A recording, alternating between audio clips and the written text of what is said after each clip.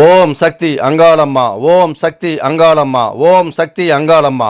உலகம் பிறக்கும் முன் ஒரு நாழி முன் பிறந்தால், கலியுகம் பிறக்கும் முன் கால் நாழி முன் பிறந்தால், சூரியன் சந்திரன் இல்லாத நாட்டிலே முந்தி பிறந்தால், மூவரை ஈண்டெடுத்தால், செத்து பிழைத்தால், சிவனுக்கே பாரியானால், மாண்டு பிழைத்தால், மறுரூபமான மாயசக்தி எங்கள் ஆதிசக்தி, எங்கள் அங்காள பரமேஸ்வரி. இந்த மாசி மாதத்தில் தான் பார்த்தீங்கன்னா சிவனுக்கு பிரம்மகத்தி தோஷம், பிரம்மனுடைய கபாலமானது விடுதலை ஆகிறது.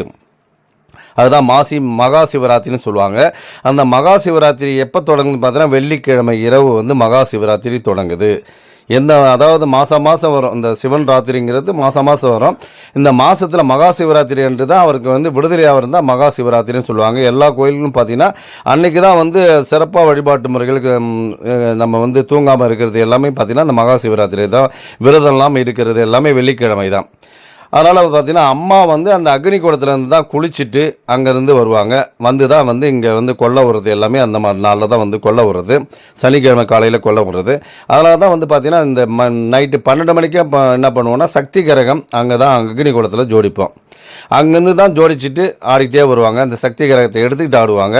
சக்தி கரகம் என்னென்னா அம்மாவே ஆடி வர மாதிரி ஒரு ஐதீகம். அதை பார்த்தீங்கன்னா நைட்டு ஆடிக்கிட்டே வருவாங்க. அதெல்லாம் தூங்காமல் கொள்ளாமல் நைட் ஃபுல்லாகவே ஆடிக்கிட்டு வருவாங்க. அதுதான் மகா சிவராத்திரி. எல்லாருமே விரதம் இருப்பாங்க. நைட்டு தூங்காமல் இருப்பாங்க. அப்படி இருந்தோம்னா நமக்கு புண்ணியம் கிடைக்கும். சிவனை நோக்கு கடுந்தோவம் இருக்கிறவங்க அந்த மாதிரி இருப்பாங்க. பார்த்திங்கன்னா திருவண்ணாமலைலாம் மகா சிவராத்திரி ஃபேமஸாக இருக்கும். அதுதான் நாங்கள் பண்ணிக்கிறது என்னென்னா அன்றைக்கி நைட்டு ஆடிக்கிட்டே வருவார். ஆடிக்கிட்டே பார்த்தீங்கன்னா நைட் ஃபுல்லாக ஆடி இங்கே கோயிலுக்கு சேர்றதுக்கு பார்த்திங்கன்னா 6 மணி 7 மணி ஆகிடும். அந்த மறுநாள் தான் என்ன பண்ணுறாங்க, அம்மா சமைத்த அந்த சக்தியானது என்ன பண்ணுறாங்க, அவருக்கு பிரம்ம கபாலத்துக்கு பிடித்த மாதிரி உணவுகள், அதாவது பிரம்மனுக்கு பிடிச்ச உணவுகள் தயார் பண்ணுறாங்க அம்மா. ஏன்னா மகாவிஷ்ணு சொல்லுவார், நீ இந்த மாதிரி சமைச்சு அவங்களுக்கு கொடு, உன்னுடைய கையாலேயே இருக்கட்டும். அதுதான் பார்த்தீங்கன்னா காய்கறிகள் எல்லாமே மயான கொலையில் வரும். பலவிதமான எல்லாமே எடுத்து கொட்டுவாங்க. அம்மாவுக்கு பிடிச்ச மாதிரி அந்த பிடிச்ச சமையலாக செய்கிறதுக்காக தான் அந்த கொள்ளைக்காக எடுத்து எல்லோரும் சேர்த்துருவாங்க. அது பொருள்லாம் நிறைய அவங்கவுங்க எடுத்துகிட்டு போடுவாங்க. அதெல்லாம் நான் காமிக்கிறேன். அப்போ என்ன பண்ணுறாங்கன்னா அதை சமையல் ருசியான சமையலாக சமைச்சு 2 உருண்டையை கொடு, 3ஆவது உருண்டையை என்ன பண்ணுன்னா கொடுக்குற மாதிரி கொடுத்து அதை இறச்சி விட்டுன்னு சொல்லுவாங்க. இறச்சி விட்டுன்னா அந்த பிரம்மகாபாலமானது கீழே இறங்கிடும், அவர் கையை விட்டுடும். அவர் 12 வருஷமாக வாழ்க்கையில் போராட்டம். அவர் எல்லா இடத்துலையும் காசி அன்னபூரணிக்கிட்ட போய் கையேந்துறாரு. எல்லா தேவர்கள் முனிவர்கள் எல்லார்கிட்டையுமே கையேந்தி பார்க்குறாரு. எங்கேயுமே அவருக்கு விடுதலை ஆகுது. கடைசியாக இங்கே மலையனூர் எல்லையில் தான் அவருக்கு விமோசனமே கிடைக்கிது. 12 வருஷமாக அவர் நாடு நகரங்கள்லாம் சுற்றி வந்தது. கடைசியாக இந்த இடத்துல தான் அவருக்கு விடுதலை ஆகிறது. அதுக்கு தான் பார்த்தீங்கன்னா காலையில் சனிக்கிழமை காலையில் என்ன பண்ணுவோம், அந்த கொல்லை வருது. அதுக்கு தான் காரணம். அதை 3 உருண்டையாக பிடிச்சி அதுதான் நாங்கள் என்ன பண்ணுவோம், அந்த இடத்துல ஐதீகப்படி பண்ணுவோம். 3 உருண்டைகளாக பிடிச்சி 2 உருண்டையை அம்மா கொடுப்பாங்க. 3ஆவது உருண்டை தான் என்ன பண்ணுவாங்க, இறச்சி விட்ருவாங்க. இறச்சி விடும் போது அந்த பிரம்ம கபாலம் கையில் இந்த சாப்பாடு ருசி கண்டு என்ன பண்ணணும், கீழே இறங்கிடும். எல்லா இடத்துலையும் போகல. இந்த இடத்துல மேல்மலையனூரில் அவர் பிரம்ம கபாலமான கீழே இறங்கிடுது. அப்போ தான் என்ன பண்ணுறாங்க, அம்மா ஆக்ரோஷமாக தலையை மெரிக்கிறாங்க. அப்படியே பூமிக்குள்ளே அழுத்துறாங்க. பிரம்மனுடைய சிரசை அழுத்துறாங்க. அழுத்தும் போது தான் அப்போ தான் பிரம்மன் உணர்றாங்க. ஏன்னா அது வரைக்கும் உணரலை. அந்த பிரம்மகத்தி தோஷம் இந்த இடத்துல தான் நீங்குது. அதே மாதிரி பார்த்திங்கன்னா ராமருக்கு பார்த்திங்கன்னா ராமேஸ்வரத்தில் தான் ராமருக்கு இந்த பிரம்மகத்தி தோஷம் அவருக்கு நீங்குது. அதுக்கும் கதைகள் இருக்குது. அது ஏன் ஒவ்வொரு இடத்துலையும் ஒவ்வொரு ஐதீகம் இருக்குது. அதே மாதிரி பார்த்திங்கன்னா இந்த இடத்துல அவர் ஆடிட்டு வருவார். நைட் ஃபுல்லாக ஆடி இங்கே கோயிலுக்கு சேர்றதுக்கு 6 மணி ஆகிடும். காலையில் 10 மணிக்கு மயிலா கொள்ள விடுவோம். என் பேர் மோகன் பூசாரி. எனக்கு 200 வருஷம் சென்று தான் இந்த கர்வம் வந்திருக்கு. எங்கள் தாத்தா எடுத்திருக்காரு, எங்கள் அப்பா கூட எடுக்கலை. அடுத்தது என் பேரன் தான் எடுக்க போகிறான். பேரன் கூட எடுப்பான். ஆனால் 200 வருஷம் சென்று தான் என் குடும்பத்துக்கு வரும். சக்திகரம் குடும்பத்துக்கு வர்றதுக்கு சக்திகரம் மறுபடியும் எடுக்கணும்னா 200 வருஷம் ஆகும். உங்கள் தாத்தா எடுத்திருந்தார். உங்கள் தாத்தாவுடைய பேர்? நான் பேரன் எடுத்திருக்கேன். எங்கள் அப்பா கூட எடுக்கல. தாத்தா பேர் துரசாமி பூசாரி. அவர் தலைமை பூசாரி. அதுக்கப்புறம் உங்கள் அப்பாவுக்கு வரல? எங்கள் அப்பாவுக்கு வரல, எனக்கு உங்களுக்கு 200 வருஷத்துக்கு அப்புறம் தான் உங்களுக்கு வந்திருக்கு. அதே மாதிரி அப்புறம் பார்த்தீங்கன்னா உங்களுடைய பேரனுக்கு 200 வருஷம் கழிச்சு தான் எடுக்க முடியும். என் குடும்பத்துக்கு அம்மாவுடைய அருள் சக்திகரம் எடுக்கிறதுக்கு உங்கள் குடும்பத்துக்கு வந்திருக்கு. ஆமாம், சொல்லுங்கள். இதே மாதிரி அதே மாதிரி நீங்கள் இந்த சக்திகரத்தில் வெள்ளிக்கிழமை கலந்துக்கினீங்கன்னா நல்லாயிருக்கும். சிவன் ராத்திரி அன்னைக்கு 8-10 மணிக்கு காப்பு கட்டி 9 மணிக்கு காப்பு கட்டி 10 மணிக்கு சக்திகரம் ஊருக்கு வரும். அதில் எல்லாரும் எல்லாரும் பக்தர்கள் பக்தர்கள் வந்து கலந்துனா நல்ல இரவு ஃபுல்லாக வந்து ஆடிக்கிட்டே வருவோம். இந்த சக்தி கரகை தூக்கி ஆடிக்கிட்டு கோயிலுக்கு வருவீங்க. ஆமாம். சனிக்கிழமை காலையில் வந்து 10 மணிக்கு வந்து மயான கொள்ள விடுவாங்க. அது சிறப்பாக இருக்கும். இந்த வருஷம் எல்லாரும் பக்தர்கள் கலந்து கொள்ளுங்க. அம்மனுடைய ஆசை கண்டிப்பாக கிடைக்கும். தப்பு கிடையாது. நன்றி, வணக்கம். நன்றி. உங்கள் பேர்? வடிவேலு. இப்போ வந்து எங்கள் அப்பாவுக்கு அப்புறம் எங்கள் பெரியப்பாவுக்கு அப்புறம் மன்னரா காப்பு கட்டிக்கிறேன். இதோட 7க்கு தான் எங்களுக்கு கரகம் வரும். 7 வருஷம் கழிச்சு தான் கரகம் வரும். உங்கள் குடும்பத்தில் முன்னாடி எடுத்தது எத்தனை வருஷத்துக்கு முன்னாடி எடுத்தாங்க? ஒரு 30 வருஷத்துக்கு முன்னாடி இருக்கு. 30 வருஷத்துக்கு முன்னாடி உங்கள் குடும்பத்துக்கு வந்தது. இப்போ தான் வந்து மன்னார் கப்பு கட்டியிருக்கீங்க. அடுத்த இதுக்கு வந்து உங்கள் குடும்பத்துக்கு 7 வருஷம் கழிச்சு உங்கள் குடும்பத்தாரர் வரும். ஓகே. சொல்லுங்கள். அப்படியே வெள்ளிக்கிழமை இரவு வந்து கரகத்துக்கு வந்து கலந்துங்க. சிவராத்திரி ரெண்டு காப்பு கட்டுறது வெள்ளிக்கிழமை நைட்டே வந்து காப்பு கட்டிடுவீங்க. காப்பு கட்டிட்டு அன்றைக்கி வந்து சக்தி கரகம் எடுப்பீங்க. அது சிறப்பாக இருக்கும். எல்லா பக்தர்களும் வந்து கலந்துக்கிட்டு பக்தரை வந்து அம்மனுடைய அருளை பெற எல்லா வல்ல இறைவனை கேட்டுக்கிறேன் அப்படின்னு சொல்லிட்டு சொல்கிறீங்க. ஓகே. நன்றி. மேல்மலையனூர் அருள்மிகு அங்காளம் பரமேஸ்வரி ஆலய பூசாரிகள் 3ஆம் முறை பூசாரி கே ராஜகோபால். எங்களுக்கு வந்து அது பூர்வீக கரம் வந்து 63 வருஷத்துக்கு ஒரு கரம். ஆனால் 9 ஒரு பாகம் எங்களுக்கு கோவிலில் பாகம் உண்டு. 63 வருஷத்துக்கு ஒரு கரம் வரும். 21 வருஷத்துக்கு ஒரு கரம் வரும். இதில் எங்கள் சொந்த கரம் வந்து 63 வருஷம் ஆகும். எங்கள் அப்பா எடுத்தாரு. அதுக்கு பிறகு எங்கள் அண்ணன் பிள்ளை எடுத்துட்டாப்புல. இதுக்கு பிறகு வந்து அந்த நாங்கள் 3 குடும்பம், 3 தலை குடும்பம் 3. இதில் வந்து பெரிய குடும்பம் ரஸ்தாம்பூச்சி குடும்பம், அடுத்தது எங்களுது, அடுத்தது பரமசிவ குடும்பம். அப்படி எங்களுக்கு 3 கொத்து, பூர்வீக கொத்து 3 கொத்து. இருக்கும்போது எங்களுக்கு 63 வருஷத்துக்கு ஒரு கரம் வரும். அந்த 63 வருஷத்துல உங்க அந்த 3 பேர் அந்த இதுக்கு வரணும். ஆமா, 9ல ஒரு பாகம் போது 63 வருஷம் ஆயிடும். உங்க குடும்பத்துக்கு வரணும்னா எவ்வளவு நாள் ஆகும்? 63 வருஷம். 63 இல்ல, அதாவது 21. அப்ப 63 வருஷம் கழிச்சு 9 ஒரு பாகம் போது 21 20 வருஷத்துக்கு ஒரு கர்வம், 20 வருஷத்துக்கு ஒரு கர்வம். அப்படிங்கும் போது 63 வருஷம் பூர்வீக கர்வம், சொந்த கர்வம். ஒரு தலைமுறைக்கு மட்டும் ஒரு பையன் எடுக்கிறதுக்கு வாய்ப்பு இருக்கு.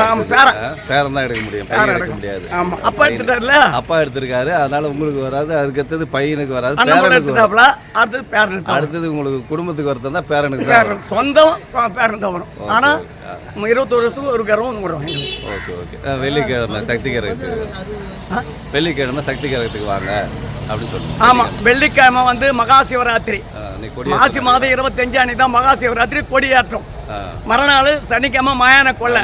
எல்லாரும் வந்துருங்க. எல்லாரும் கும்பலா இந்த அம்மன் அருள் பெறறதுக்கு எல்லாரும் கும்பலா வாங்க. உங்களை வரவேற்கிறேன். மேல்மலையனூர் அங்காளம்மா பூசாலி வரவேற்கிறோம். எல்லாம் கும்பலா குடும்பத்தோட அனைவரும் சொந்த பந்தம் எல்லாம் கும்பலா வாங்க. அருள்மிகு அங்காள பரமேஸ்வரி ஆலயத்து தன்னுடைய அருளை பெறுங்கன்று வேண்டி கேட்டுக்கொள்கிறேன். வணக்கம். மலையனூர் வந்தால் மாற்றம் வரும், திருப்பதி வந்தால் திருப்பம் வரும். மலையனூர் வந்தால் ஈஸ்வரனுடைய பிரம்மத்தை நீங்கிறதுனால நம்மளை பிடிச்சி புனி நீங்கும். இது ருத்ரபூமி. மேல்மலையனூர் என்பது இது ருத்ரபூமி. திருவண்ணாமலை மலை நேழு மலையனூர்ல விழுது. இதான் ருத்ரபூமி பூந்தோட்டத்தில் விழுது. அதனால ஈஸ்வரனுடைய பிரம்மத்தை நீங்கிறதுனால நம்மளை பிடிச்சி புனி நீங்குது. அம்மா அருள் கொடுக்குறாங்க, எந்த வித மாற்றமும் இல்லை. நீங்கள் அருள் பெறணும்னா கும்பலா வாங்க. மேல்மலையனூர் மண்ணுக்கு வந்து போங்க. இந்த திருவிழாவில் கலந்துங்க. திருவிழாவுக்கு வாங்க, அனைவரும் வாங்க.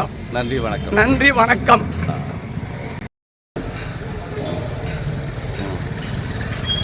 நான் மலையனூர் அங்காளம்மன் கோயில் பூசாரி. இந்த கரகமானது சக்தி கரகமானது ஒரு தலைமுறைக்கும் 4 விதமாக பிரிப்பாங்க. இந்த 4 கொத்து 4 பூசாரிங்க. இதனால் 4 கொத்துக்கும் 24 வருஷத்துக்கு ஒரு டைம் தான் ஒரு குடும்பத்துக்கு ஒரு கரகம் வரும். அப்படின்னு பார்க்க போனால் ஒரு குடும்பத்தில் எத்தனை பேர் இருக்கிறாங்களோ அவங்களுக்கு அண்ணன் தம்பி பிரகாரம் வந்து இந்த கரகமானது வரும். கரகம் வரும்போது பெரியவர் எடுக்கும்போது வந்து 24 வருஷத்துக்கு ஒரு டைம் வரும்போது 4வது ஆளாக எடுக்கும்போது இது 240 வருஷத்துக்கு பொறுத்து தான் கரகமே வரும். இது வந்து தொடர்ச்சியாக வந்துன்னே இருக்கும். அவங்கவுங்க தலைமுறையாக வந்து யாருக்கு அம்மாவோட அருள் இருக்கோ அவங்க தான் கரகம் எடுக்க முடியும். இது வந்து எல்லாருக்கும் சாத்தியமானது. ஒரு சிலருக்கு கரகமே வராது. அவங்களுக்கு தலைமுறை அப்படிதான். யாருக்கு அம்மா பாத்தியப்படுறாங்களோ அவங்களுக்கு மட்டும்தான், அவங்க மேலே மட்டும்தான் அம்மா வந்து உட்காந்து சக்தி கரகம் எடுக்க முடியும், வாய்ப்பு கிடைக்கும். ஓகே. வெள்ளிக்கிழமை சக்திகரம் நடக்க போகுது. அது வந்து சக்திகரம் வெள்ளிக்கிழமை வர வெள்ளிக்கிழமை 8ஆம் தேதி நைட்டு 8 மணிக்கு காப்பு கட்டி கொடி கட்டி எல்லாம் முடித்து 9 மணிக்கு அக்னி குளத்தில் 10-11 மணிக்காக போய் கரத்தை ஜோடிச்சுட்டு வந்து ஊர் பூரா சுற்றி வந்து அம்மாவை இறக்குவாங்க. மறுநாள் மயானக்குள்ள நடக்கும். காலையில் 10 மணிக்கு காலையில் 10 மணிக்கு சனிக்கிழமை காலையில் 10 மணிக்கு மயானக்குள்ள நடக்கும். அதில் எல்லாருமே கடந்துங்க. எல்லாருமே கடந்துக்கிறாங்க. அதான் பண்ணுங்க. அம்மன் அவர்கள் பேர். அம்மன் அவர்கள் பெறுங்க. நன்றி வணக்கம். நன்றி வணக்கம். என் பேர் ஸ்ரீ தர்மலிங்கம். மேல்மலையனூர் பூசாலையன்றாக இருக்கிறேன். எங்கள் அப்பா காலத்துலேருந்து சத்தியகரகம் வந்து வாய்ப்பு கிடைக்கல. 7 வருஷத்துக்கு ஒரு தடவை வரதுனால அந்த வாய்ப்பை எங்களுக்கு பயன்படுத்தி குடும்பத்துக்கு வரல, தாத்தா காலத்தை வரல, அப்பா காலத்துக்கு வரல. இந்த ஆண்டு வந்து எங்கள் அண்ணனுக்கு வந்திருக்கு. அடுத்த வாட்டி எனக்கு ஒன்றுன்னா இன்னும் 2-7 ஆகும். சத்தியகரம் வருஷம் கழிச்சு தான் 2-3-7 கிடைக்கும். சத்தி எடுக்க முடியும். மீண்டும் இந்த வாய்ப்பு எனக்கு கிடைக்கணும். அம்மாவோட அருள் கிடைக்கணும். வர வெள்ளிக்கிழமை அன்னைக்கு கரகம் ஜோடித்து சனிக்கிழமை அன்னைக்கு காலையில் 6 மணிக்கு அம்மாவோட அருள் வீட்டில் ஆலயத்தில் வந்து இறங்கும். இறங்கின பிறகு மீண்டும் சனிக்கிழமை வந்து காலை 10:30 மணிக்கு மயான கொலை உள்ள விடுங்க. நல்லா சிறப்பாக இருக்கும். பக்தர்களும் சிறப்பாக வந்து ஆலயத்தில் வந்து சிறப்பாக கண்டுகணித்து இந்த மேல்மலையினூர் அருள் பெருக நல்லபடியாக பார்த்துக்கிறோம். அந்த 13 நாளும் சிறப்பாக 13 நாள் சிறப்பாக இருக்கும். நீங்கள் வந்து இந்த ஆலயத்தில் திருவிழாவில் நீங்கள் கலந்துக்கலாம். திருவிழா வந்து சிறப்பாக வந்து கலந்துங்க. அதை நன்றி வணக்கம். நன்றி வணக்கம். இது தொடர்ந்து கிளம்பி பேசுங்க. கோயில் சொல்லுங்கள். கோயில் தான். உங்கள் பேர்? நடராஜ் பூசாரி. நடராஜ் பூசாரி சீனு பூசாரி எங்கள் அண்ணன். அடுத்தது இப்போ ஏற்கனவே இந்த 14 வருஷத்துக்கு பின்னாடி கோயில் முறையில் எங்கள் அண்ணன் எடுத்தார் முறை. கரக பூசாரியாக இருந்தார். கரகம் எடுத்தார். அப்போ திரும்பியும் வரணுன்னா இன்னும் 60 வருஷம் வேணும் வர்றதுக்கு. இன்னும் 60 வருஷம் ஆகும். இன்னும் 60 வருஷம் ஆகும் வர்றதுக்கு. உங்கள் அப்பா எடுத்தாரா? எங்கள் தாத்தா எடுத்தார். எங்கள் பெரியப்பா எடுத்தார். எங்கள் அண்ணனும் எடுத்துட்டாரு. இனியும் 60 வருஷம் கழிச்சா இன்னும் 40-50 வருஷம் கழிச்சா எங்களுக்கு வரும். உங்களுக்கு வரும். அது வந்து நீங்கள் எடுக்கலாம், இல்லைன்னா நான் எடுக்கலாம், இல்லை எங்கள் அண்ணா எடுக்கலாம். நன்றி வணக்கம். நன்றி வணக்கம். வர வெள்ளிக்கிழமை வந்து சக்திகரம் எடுக்கிறோம். வர வெள்ளிக்கிழமை சக்திகரம் அதில் எல்லாருமே கலந்துங்க. சனிக்கிழமை காலையில் வந்து 10 மணிக்கு மயான கொலை விடுவோம். அதில் வந்து பக்தர்கள்லாம் கலந்துக்கிட்டு பண்ணலாம். எல்லாம் ஓகே, நல்லா இருக்கும். மலையனூர் தான் மாற்றங்கள் வரும். திருப்பதி சென்று தான் திருப்பங்கள் வரும். அது எல்லாருக்கும் தெரிஞ்ச உண்மை. பரவாயில்ல, நல்ல விஷயங்களை கொடுத்துட்டு இருக்கீங்க. எல்லாருமே பக்தர்கள் கலந்துக்கணும்னு ஆசைப்படுறீங்க. நன்றி வணக்கம். நன்றி வணக்கம். அதனால் பார்த்தீங்கன்னா இந்த கோயிலில் வந்து ஐதீகத்தோடு செய்கிறதால தான் சனிக்கிழமை செய்கிறோம். நிறைய பேர் பார்த்தீங்கன்னா அமாவாசை ஞாயிற்றுக்கிழமை வர்றதால ஞாயிற்றுக்கிழமையே கொள்ள விட்டுருவாங்க. ஒரு சில கோயில்கள் வந்து எங்களை கேட்பாங்க, நாங்கள் வந்து எந்த டைமில் விட்றோமோ அதனாலேயே கணக்கு பண்ணி அங்கே சனிக்கிழமை கொள்ள விட்றாங்க. ஒரு சிலர் இருக்கிறாங்க. ஒரு சிலர் பார்த்தீங்கன்னா ஞாயிற்றுக்கிழமை கொள்ள விடுவாங்க. ஒரு சிலர் பார்த்தீங்கன்னா ஒரு மாதம் கழித்து கூட திருவிழா நடத்துவாங்க. அங்காளம்மன் கோயில் திருவிழா. ஏன்னா மலையனூர் திருவிழா முடிஞ்சிட்ட பிறகு ஏன்னா பல சாமியார்கள் எல்லாமே இந்த இடத்துல வருவாங்க. தண்ணி எடுத்துகிட்டு போகிறதுக்கு சாமியை வந்து குளிப்பாட்டி அந்த கோயிலுடைய சாமி இங்கே எடுத்து வந்து தீர்த்த தண்ணியால் அலங்கரித்து அவங்களுக்கு அபிஷேகம் பண்ணி உயிரோட்டம் கொடுத்து இங்கேருந்து எடுத்துகிட்டு போவாங்க. இங்கேருந்து தண்ணி எடுத்துகிட்டு போவாங்க. இங்கேருந்து புத்து மண் எடுத்துகிட்டு போவாங்க.